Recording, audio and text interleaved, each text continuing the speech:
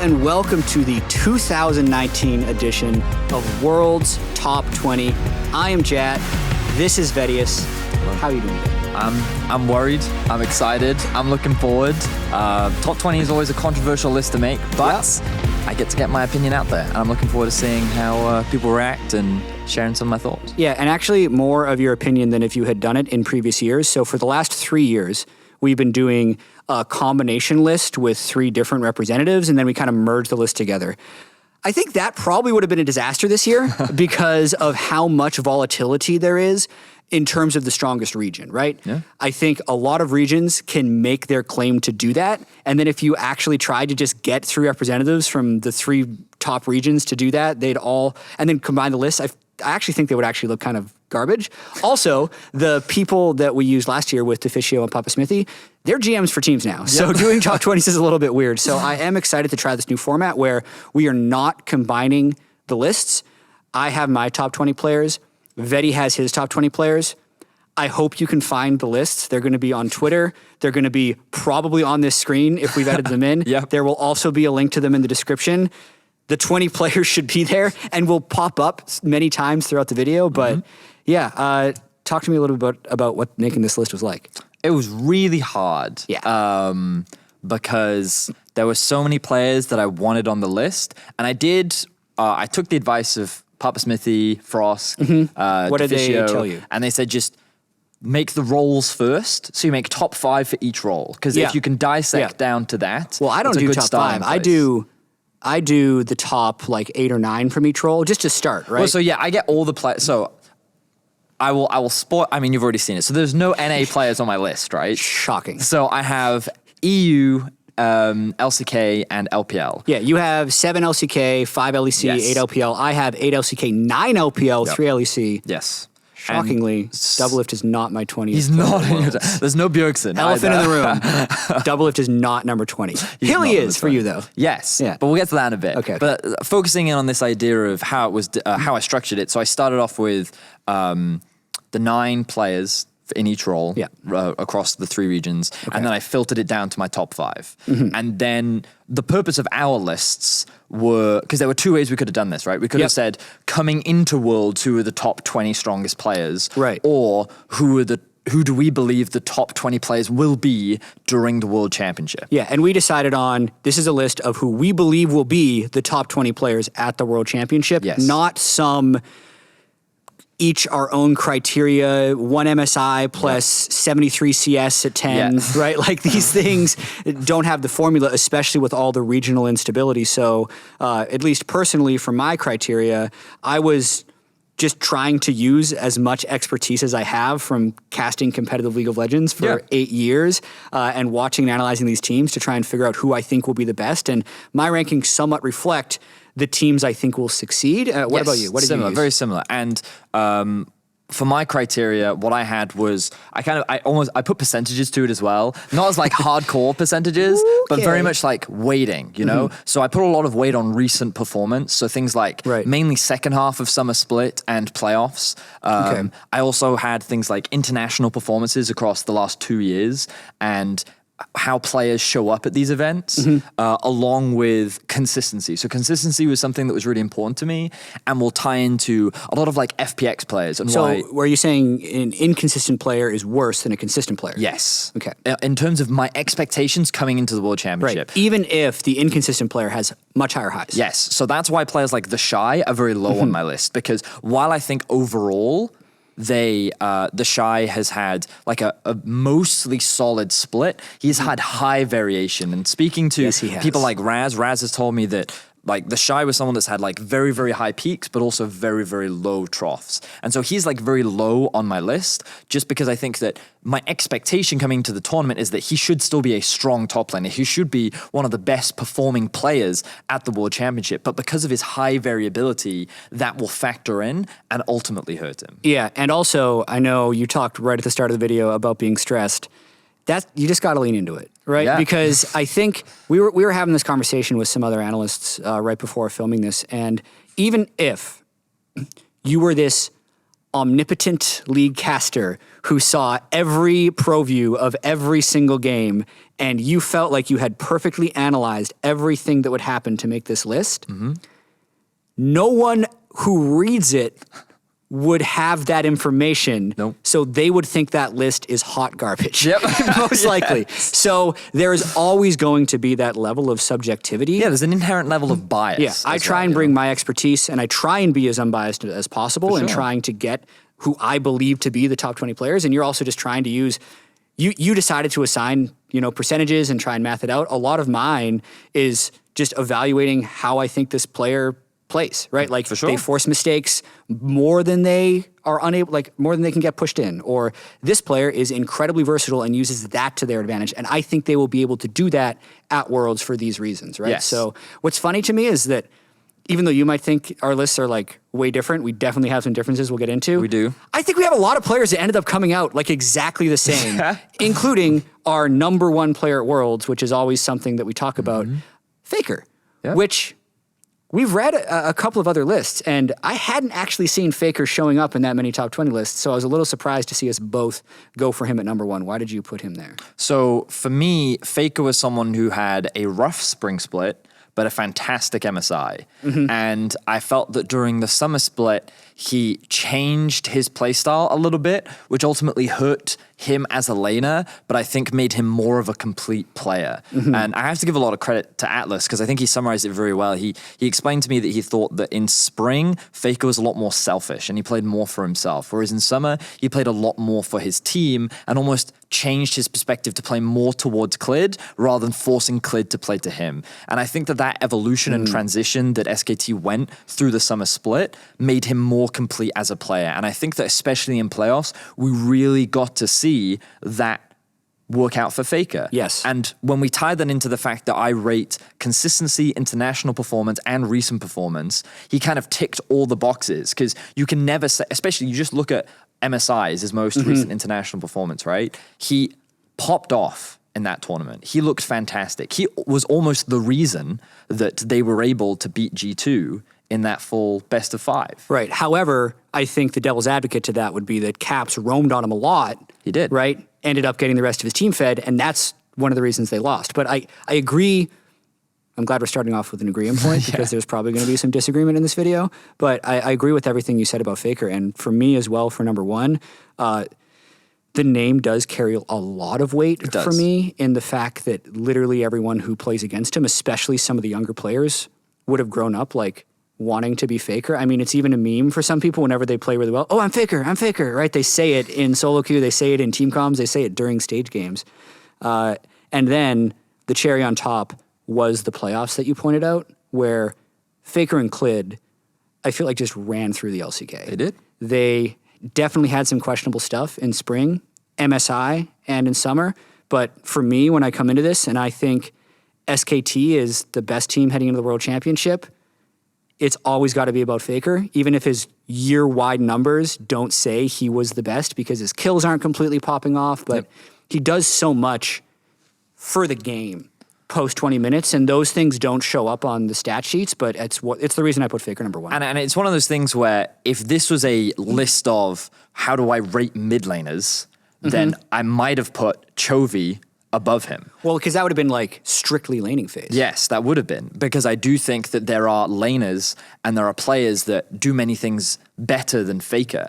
However, I think that what Faker is all-encompassing. And I think that this year, and again, we're looking at expectations coming into this tournament, and we both believe that SKT is a team that is expected to perform well. Yeah, where do you have SKT? I think They in my power rankings, they were 3 behind FPX and G2. But what I also want people to know is for a very long time, Perkz was actually my number one. And for a really long time, I actually wanted to have Perkz as my number one. And why didn't you go with it? So the ultimate swing factor was the nature of the role. And when we think about expectations coming into Worlds, I think that it is easier and more expected that Faker is more likely to have a stronger presence and a greater impact being felt than Perkz because of the nature of his role. But I felt very strongly that Perkz should have definitely been in the top 3, mainly because internationally, ever since 2017, in my opinion, he has really shown up. And I think that whenever the pressure reaches its peak, he is the player that matches that pressure and overcomes it. And he role swapped and went from being an AD carry player that no one had any expectations for into becoming the best AD carry domestically, combined with the fact that he has the versatility of bringing bot lane mages. This guy has redefined how the role is played, and I think that he brings such valuable leadership skills that I only expect him to be one of, if not the best performing player at this World Championship. So I have a history with Perkz on top 20 lists, in case you haven't noticed. He is on your list, though. He is on your list. He's really high on my list. He's number 7 for me. He is the second highest rated marksman player, and I think he's in incredible form this year. He's my highest ranked G2 player. We're gonna talk about Perkz, caps, and overall how do you rank G2 players, because I think something that was definitely top of mind for you and for me coming into this was, am I going to have 5 G2 players on my top 20 list? And what would that mean? And you don't have caps on your list at all. No, I don't. What? When my first draft of this list, I had caps higher than I do now. I have them at 12. So in terms of G2 players, for those of you listening on the podcast, I have Perkz at 7, caps at 12, Jankos at 14, even though Jankos has been number 1 on other lists like ESPN's He has, yeah. You have Perkz at 2. Yep. Jankos at 9. Yep. Mickey at 15. Yep. Wonder at 17. And no Perkz. Caps. Caps. Caps is number 2. Sorry. Big mistake there. Big whoops. No okay. Caps. So, yeah, why no caps? Why? He's in many ways, I feel like he is the best player on G2. So his summer split wasn't great, but I feel like a lot of G2 summer split is almost like unusable because they were so just trolling on stage half the time, taking pics from the fans. When you speak to G2, they will tell you that they never felt the need to take this split seriously. Absolutely. Following MSI, they said they wanted to take it easy. They were hoping they would lose, and that pressure would put them in a state where they could then practice more. But they never felt that pressure outside of Fnatic, right? Yeah, but he's the MSI MVP. So this is where a lot of things come into it. Okay. When we look at caps as a player, let's just focus on internationally for now. Okay. Right? Remember, that's one of my criteria, right? Internationally, caps has not shown to be a stronger mid laner than other international top contenders. When we looked at Rookie, Scout, Faker, these are the 3 mid laners that he played, and Xiaohu, if you consider MSI last year as well. Those are all really good mid laners. Right? Xiaohu, you could debate that he got the better of, right? But his performance, it was you who was telling me that last year's MSI... He's like an honorable mention. Xiaohu would have been 21 for me and like 23 Yeah, he's like 21. He was very, very close. We actually didn't need to rank past 20 this year because we're not combining the list, so those are not fully fleshed out. But the thing about Caps is, internationally, he had a very, I remember you telling me he had super high kills and extremely high deaths as well. He was very volatile at MSI when he played with Fnatic. Then he went to Worlds, and everyone remembers what Scout did to him and what Rookie did to him. I think he was a little closer to Scout, but ultimately he couldn't compete with Rookie. And then at MSI this year, during group stages, he never really played against Faker because he roamed around the map. And again, that's playing against Faker. That is actually how he had a larger works. Impact on the game, and he stomped Jensen, right? Yep.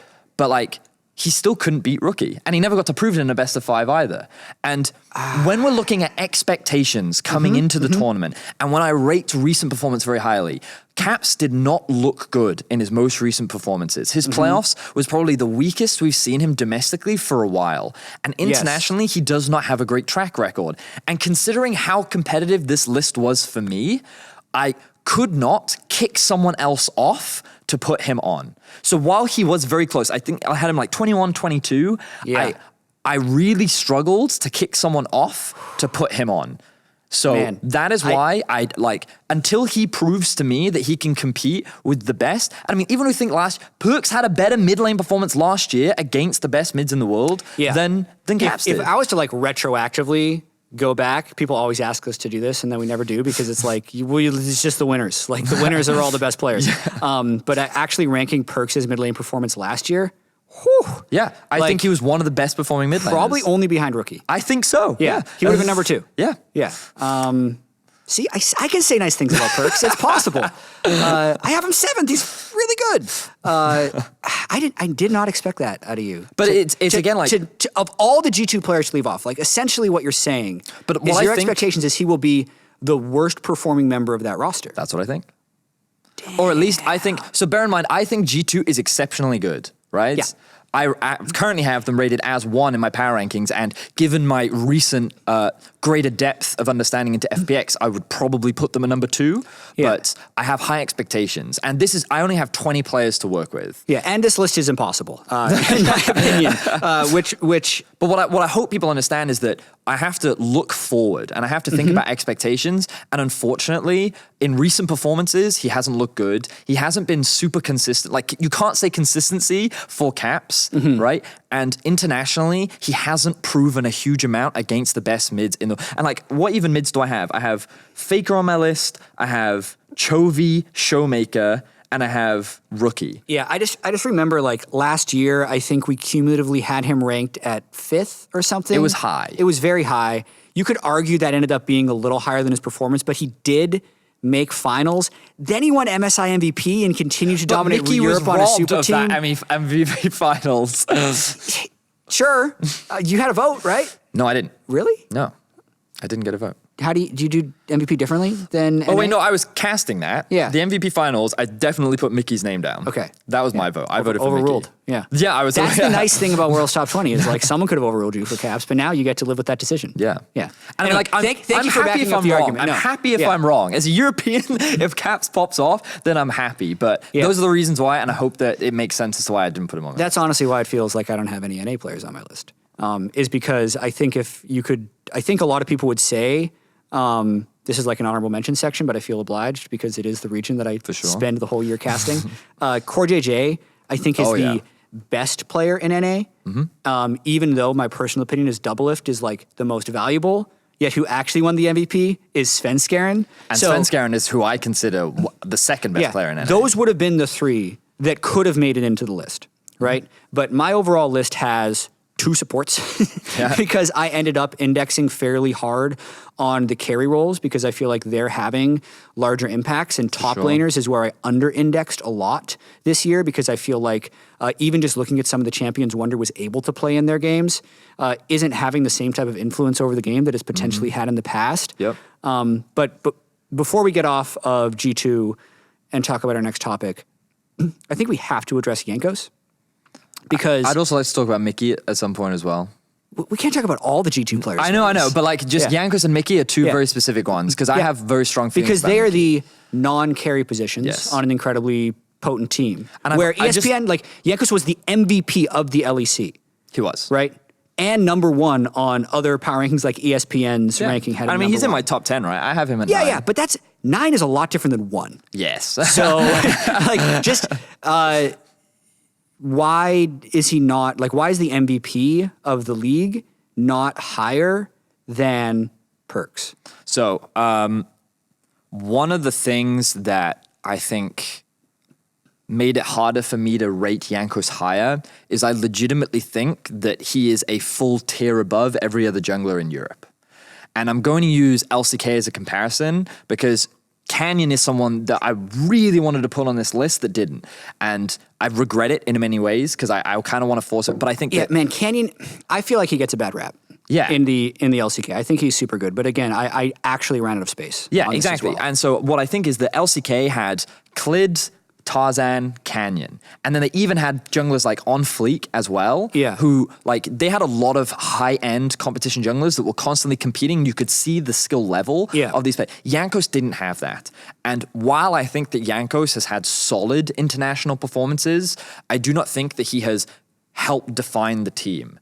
And I think that coming into this split and this split in its entirety, Jankos has been a much larger part of being the glue that holds this whole G2 roster together. He's been incredibly consistent and he's very reliable. But it's that small aspect of the fact that I think that he's not properly proven against the best possible junglers that makes it a little bit harder for me to rate him that much higher, which is why I have Tian higher, I have Clid higher, but then he's 3. So he comes third best jungler. And then and to be honest, I think it's debatable. You could put him slightly higher on my list if you wanted, but for me, he's in the 6 to 10 boundary. That's where he falls. I think he's definitely super deserving to the top 20. I also, I felt like for the last 2 years, I have been singing Jankos' praises and then other people haven't, so it almost feels backwards as soon as he wins MVP and is 14. But I think, not to say this in a bad way, but I could probably jungle for G2 and maybe win an LEC title. Because they're so much better than the opposition. I don't mean that as I know that last year for G2, Jankos was a huge part of that run. You do not have a dominant mid laner on the world stage without a world-class jungler. Yes. In my opinion, that doesn't happen. I actually think it's maybe even more tied than bot and support.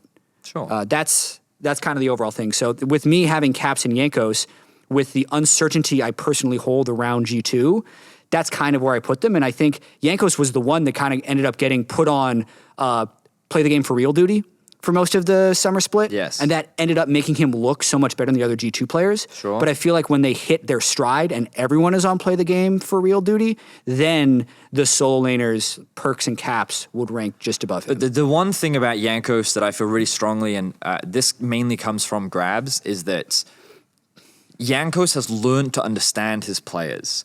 And it's something that I think a lot of people don't appreciate, and you don't always see it in the game, but the best example was Jankos told Caps, I'm going to gank mid, but I'm going to do these camps first. Oh yeah, so set up the wave. So good at that. But then what he does is he knows that Caps will get greedy and will set up the play earlier. So he skips a camp, he's in position, and he plays around his players. And admittedly, you're sitting there being like, well, that's a mistake from Caps. But the reality is Jankos understands the dynamics and his role and his responsibilities on that team. And that's why I believe that he's become much more of the glue that holds this team together, and he's just taken on a lot more responsibility that he kind of just handles with ease. So, yes, he's number 9 on my list, but I have very high expectations of Jankos, and I really look forward to seeing how he competes against the other top junglers at this tournament. Speaking of the other top junglers, you wanted to ask me about Tarzan.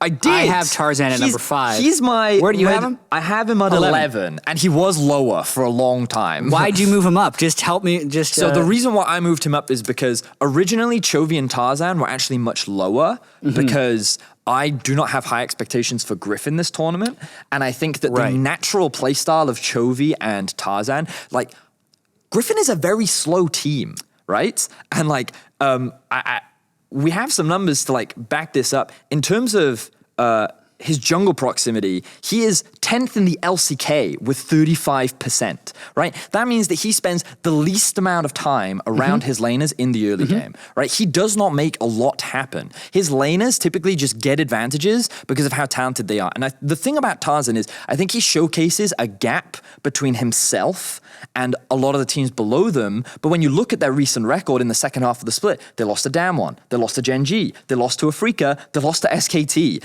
The reality is Griffin loses and is challenged by teams that are equal, if not better than them. And I feel that Tarzan is a player that hasn't been able to showcase his skills internationally. I don't think that overall he had a great split, but I recognize that he's an incredibly smart and talented player. And I think that because I rated DAMWON and Griffin should be under the same criteria because they're effectively in the same conditions. They're both kind of the new age rebirth of the LCK with very young players. Exactly. And I think that because I rated Nuguri and Showmaker as players that I expect to perform on the international stage, I had to do the same thing for Chovy and Tarzan. But you're not happy about it. I'm not happy about it. But following my conditions and following the criteria that I set, I feel like it's fair. And because you have to acknowledge that I said it earlier, in terms of mid laners, I rate Chovy extremely high.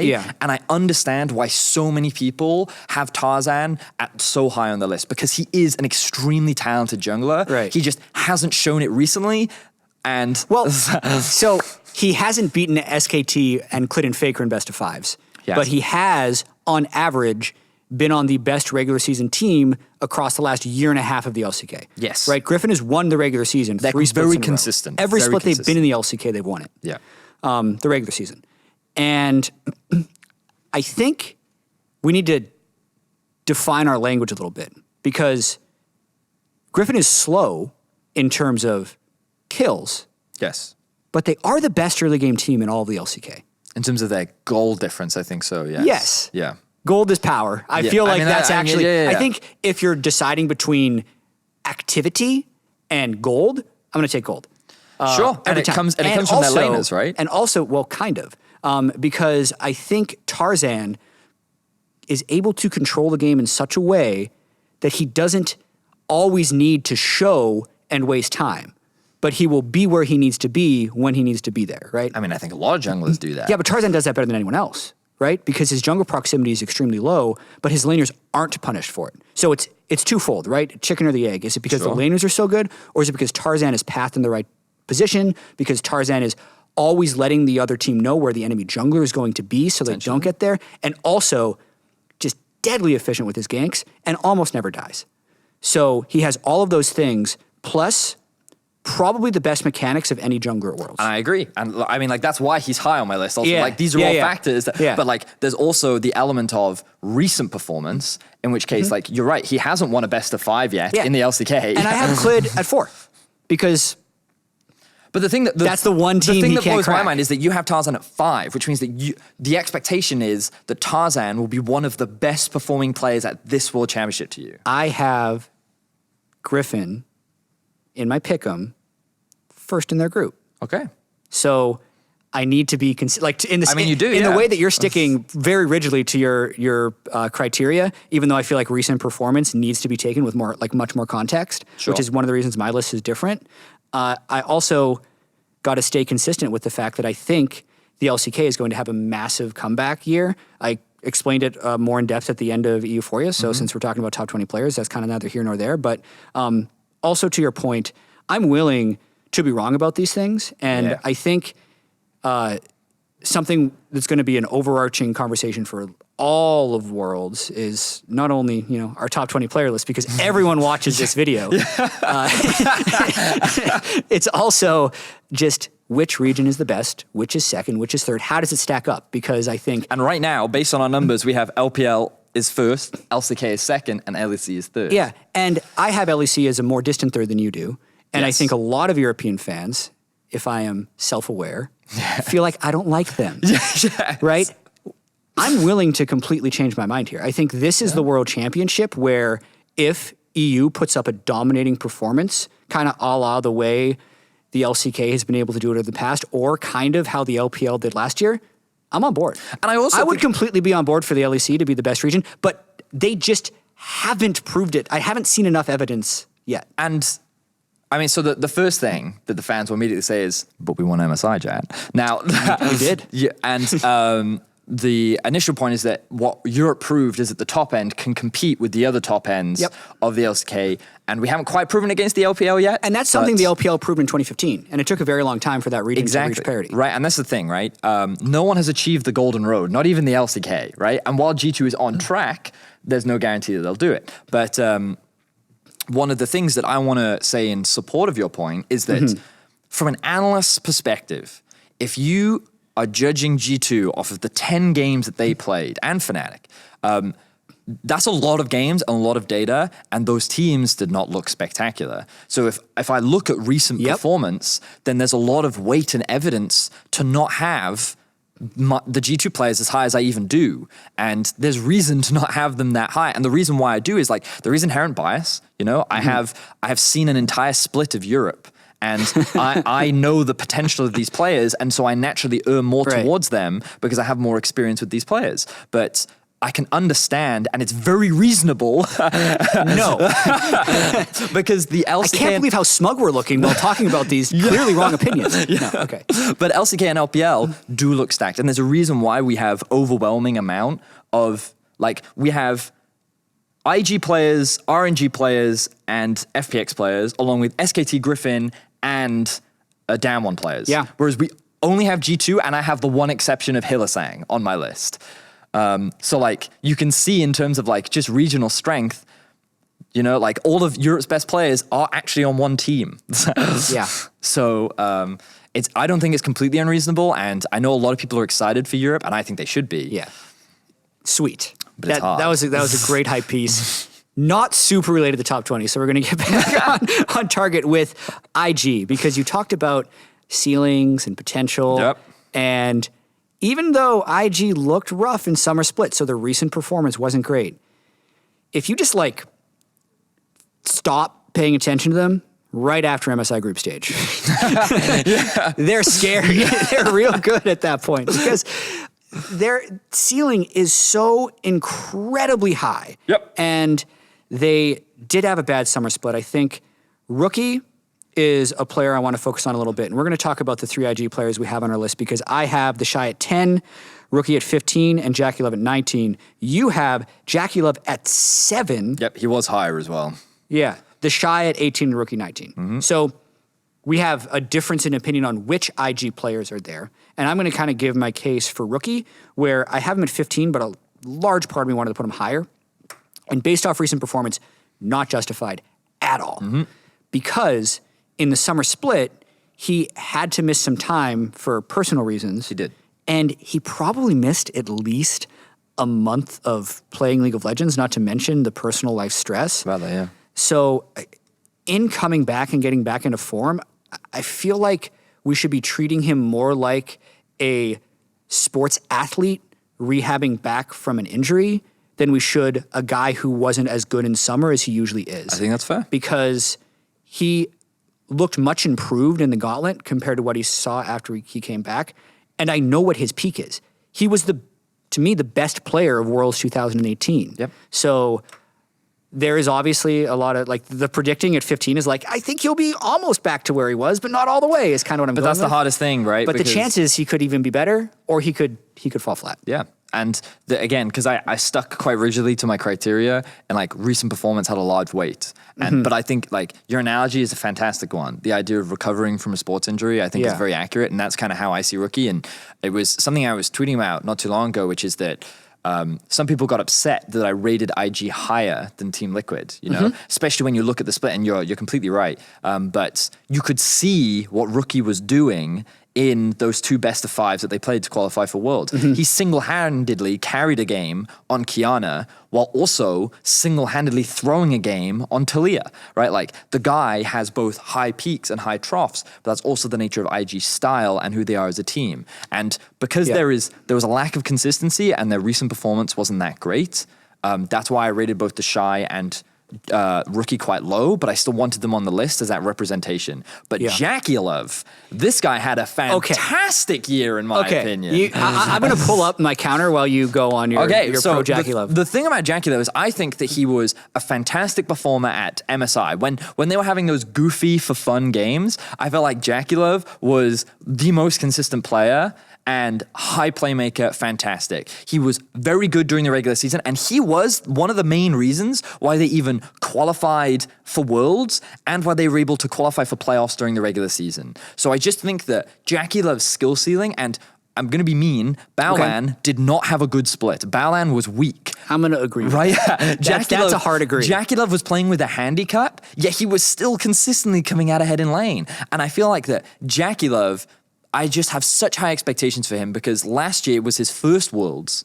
He was a young player, and I feel that in the last year he's grown phenomenally. And I have extremely high expectations. And if this was a coming into Worlds, he would have been my top 5. And the only reason why he's slightly lower is because I don't think that IG will make the full run, and that will ultimately hurt his performance. But I do still have very high expectations for JackeyLove. Cool. Hit me with your counter. Okay. You rank recent performance highly. Yes. Summer split is recent. Yeah.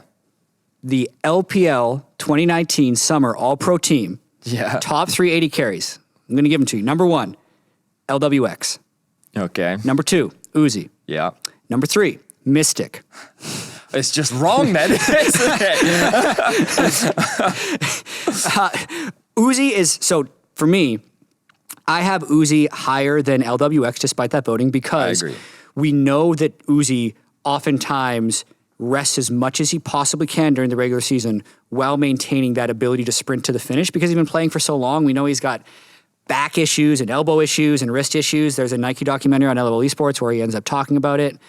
And he's carried teams to the World Finals twice, right? I think Uzi, to me, justifies being higher than LWX.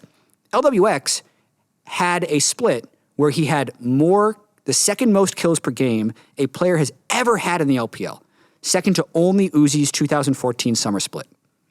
So really just like this he's had a great amazingly year, dominant let's be year. honest. Yeah, and FPX has been just a dominant regular season team. And even though that team works through Doinby, mostly that's what I have Doinby at 2 and you have Doinby at 4, but LWX ends up getting so much of that gold, push down bottom lane as Doinby ganks, is an impeccable teamfight AD carry. And I don't feel like Jacky, just because the rookie was out for a while and his support wasn't that good, can be over either of those guys. And Jacky is definitely good, but like the Shy, I think, was the standout for IG in the season. A lot of it does have to do with reputation. He did end up inting in a few cases, much like Nagari, who we both have as like the high volatility, high skill top laners that are kind of in the middle of our lists.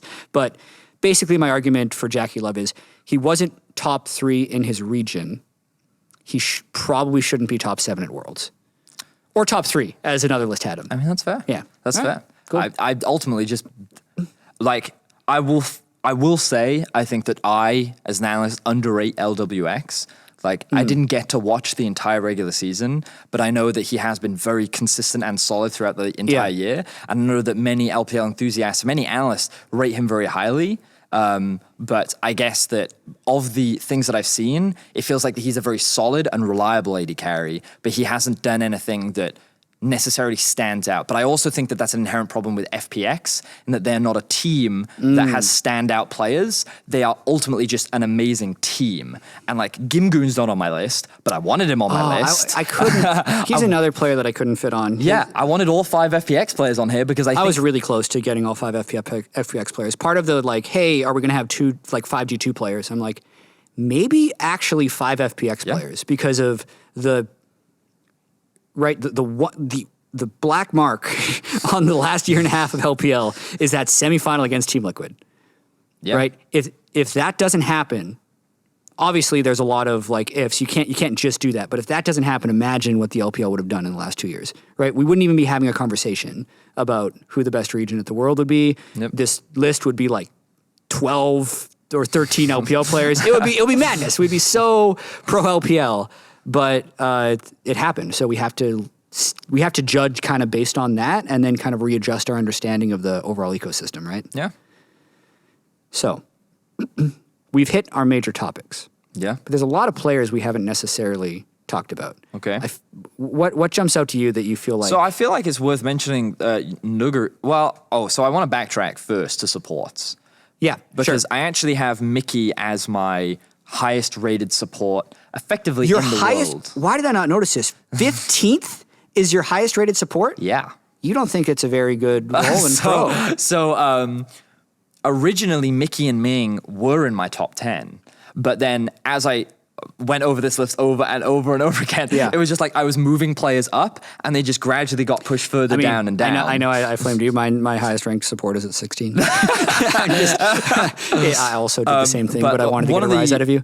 One of the big things about Mickey is his 10 games that for Europe, the Fnatic games, he actually had a really bad 10 games against Fnatic. He ran it down regularly, and while he had his highlight moments, he had very poor. And the reason why I've kept him on this list is because I do believe that he was the finals MVP. I think he was massive and so instrumental in that dominating victory over Team Liquid. And I also just think that he was a core part of turning Perkz into what he is today.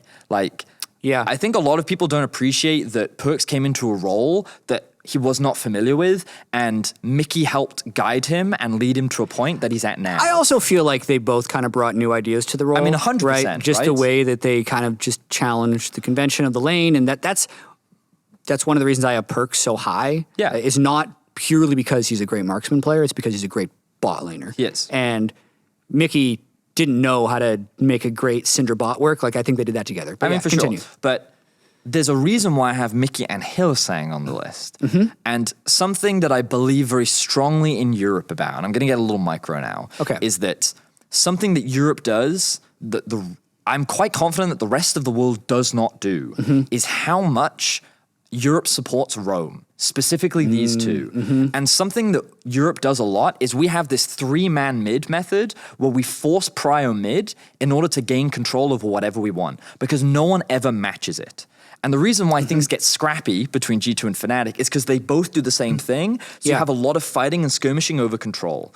But when you look at like support presence with their AD carry, Rekkles and Perkz are left to 1v1 more than they are to 2v2, more than any other player on the planet. The reason why Rekkles does not have resources funneled into him anymore is because Hylissang doesn't play with him or around him. He attacks side lanes, he roams a lot, and Mickey is the same. And I think that this will redefine how support is played and influenced at the World Championship. And I really, really, really wanted to rate Mickey higher, but because of what he looked like recently, and because of the, honestly, like just flat out poor play that he did hurt him in this ranking, but I still have very high expectations for him and Hylissang at this World Championship. Bear in mind, I kick caps out to put Hylissang in. So that's how high my expectations are for Hylissang, and I believe that he will be the difference maker if Fnatic are to get out of that group of death. So that's why I rate both the European sports so highly. That's really good. I think people should give Vedius credit for that. I appreciate that. And I think the reason I don't have Mickey and Hilly on my list is because I'm overall rating the LCK higher, and there's players there that need to be there in place of the both supports. LPL supports above the European ones. I think Crisp actually, they do it in a different way, right? Like it's actually the opposite of what you're talking about. Yes. They bring everything bottom lane and then spend that elsewhere. So Ming and Crisp are very similar, and I'm sad I don't have Crisp on my list. I mean, watching that clash of styles is going to be fascinating. Yeah. Because I really do feel like it'll, when we come away from it, even if it's a stylistic thing, it'll make us say this player is better. When really they're just playing a different style, and it's like whatever style ends up favored, and they haven't been challenged by players at the right caliber in either way. It's really cool. Yeah. I have one fun fact. Hit me. There's a player on both of our top 20 lists who purchases one control ward every 16 and a half minutes. This player has the least number of purchase control wards of any player at Worlds, yet is still a top 10 player. Is it Doinby? Or sorry, top 20 player. It's not Doinby, but you're on the trail. It's Tian, isn't it? If it was a jungler, that would be a tragedy. It's the Shy. The Shy? Yeah. Oh. And I think it is somewhat concerning. Well, I mean, if you watch his play, I don't feel like he plays with vision. Well, it's concerning that it felt like the Shy and Ning didn't get along very well, yet they benched the jungler, not the dude who doesn't ward, ever. But I think the mechanics of the Shy, there's a whole bunch of internal stuff that we don't necessarily know about. Leon, a 17-year-old jungler coming in. I'm excited for him, by the way. Yeah. I don't think he's going to be a top 20 player at Worlds, but I am excited for him. Okay, so I think we're mostly done. Yeah. There's only one other topic that I want to touch on. Oh, okay. Go for it. Which is, we both have, where's Nuguri on your list? Okay, Nuguri for me is 11. So he was 8 for me. But we both... You bumped? Yeah, okay. But we both have him quite high, is the main point. I think we both have a relatively similar role on DAMWON, so we should probably talk about it. Yeah. Because they are the number 3 seed from the LCK. We kind of watch them in play-in, and they are a team that I think actually does have a fairly clear weakness, and it's their bottom side. For sure. And I think the fact that they're able to find success, and actually, if you look at their regular season in the LCK, we're very close to being the number 1 seed over Griffin. Yeah. And also, we're another team that was basically just conquered by SKT. Yeah. The fact that it was mid, top, and kind of jungle that propelled them to this point, you just can't ignore how good those laners are. Yes. Just watching Nuguri and Showmaker team fight and lane, it's a little bit eerie. Like it reminds me a little bit of what we saw from IG last year with Rookie and the Shy. So funny they enough, just don't have the rest of the map. So what I loved is they remind me a lot of G2 from last year. The strong the solo Wonder lanes Perkz. No, that's better. The Wonder Perkz with a solid jungler, right? One that you often have faith in, but then a bot lane that you just hope gets the right. If they get Kai'Sa Alistar, it's the same thing as Heimerdinger, Tahm Kench, you know? Perfect. So that's how I see them, and I think that they have a higher ceiling, perhaps, than what we saw last year. I mean, it's debatable ultimately because Wonder and Perkz honestly had like the tournaments of their lives. But that's kind of where I see this team, and they have the potential to make top 4. And I think they have the potential. I mean, many people put them as a dark horse, right? Many people see them as a team that can make the run. And I think that we both agree that the solo laners are the reason why. Even though but this is also why I tied Griffin with them, because they are a rookie team. This is their first year, first ever international event. And I think that if anyone's going to perform, which you expect them to, it's going to be these 2 players. And a part of me wanted to put Showmaker above Chovy. I mean, DAMWON has the world championship coach. Griffin doesn't have a coach. Who's got the advantage, Vedi? It's true. It's very, very true, yeah. And for the Griffin players, I think the coach thing is a big red flag that honestly, I have like a gut feeling on, but it's impossible to substantiate. Yeah. My feeling is that the coach leaving is not going to be as huge of a deal as people might think. I agree. Because their players are so talented and because of the way they seem to play. I don't know if the coach was the reason for their success or if he was holding them back, because both things are actually possible when you have players as talented as those on Griffin. So again, it'll be one of the great mysteries that gets revealed at Worlds. Any final thoughts for World's Top 20 before we sign off? Well, I hope people like the conversation. I hope so. We had some cool back and forth. We have some differences. I hope people... I guess the only other thing we didn't talk about is why we rated Klid and Tian so highly. Because they're really good. I mean, they are really good. Yeah. Like, what else do you want to know? I mean, that's fair.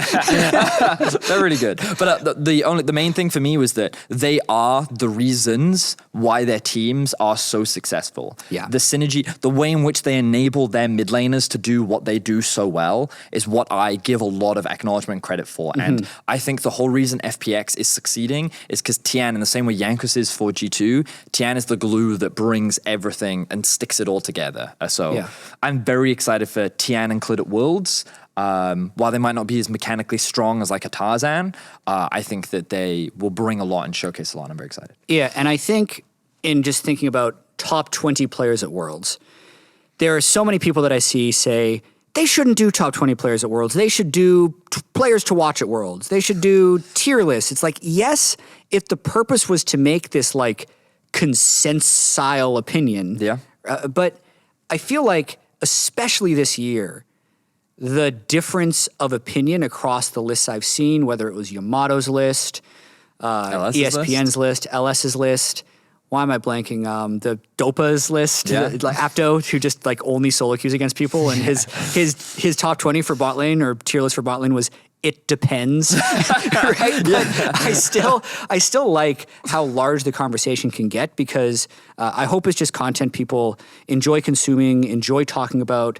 We both put a ton of work into this list. Don't think that we just made these lists to be spicy or something. These are the things that we think and believe. And there's never going to be, I think it is actually impossible to have a perfect top 20 list that doesn't have something you can flame. 100%. Yeah. People are going to flame me for the LWX being 14. I'm going to flame you for not having caps on top 20. Yeah, right now. Like, that's the thing. You know, I think it's crazy that you have Tarzan at 5. I think a lot of people have Tarzan highly rated, and I think that's ridiculous. Yeah. But like, this is the thing. These are my expectations. These are your expectations. If we're wrong, that's fine. I'm fine with being wrong. Yeah. I look forward to looking back and seeing how the World Championship plays out. And for all the fans that are going to be like, why didn't you put Reckless on the list? Because he's not a top 20 player. And if he proves me wrong, then he proves me wrong. And I didn't say it. That was you. I will bow to the glory that is Reckless. So come at me, EU fans. Same. If Fnatic smashes the group because Reckless is like meta-defining and somehow he's found a way to like make this Karma, Vhagar, Syndra thing work and he kills Uzi over and over, like, he's going to be, he did it. I was wrong. That'll be what I say. Yep. But until then. Make sure you tune in to World's Group Stages coming up soon. Thank you for watching Top 20. And Vedius, thank you so much for doing this with me. Thanks for inviting me, Jatt. Yeah. All right. World starts soon. See you then.